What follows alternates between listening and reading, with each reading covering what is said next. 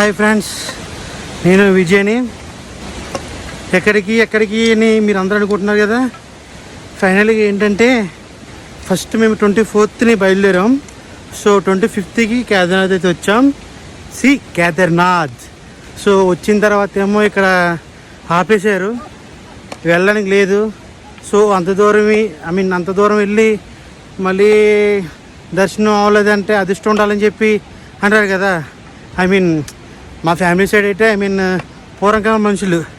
So అందుకని చెప్పి నేను చెప్పలేదు.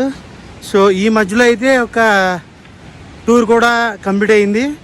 సో మేము వచ్చింది కేదార్నాథ్. సో ఆ పరమేశ్వర స్వామి. సో యాక్చువల్లీ నాకు మాట్లాడటం రావట్లేదు, ఆయుషం చాలా గట్టిగా వస్తుంది.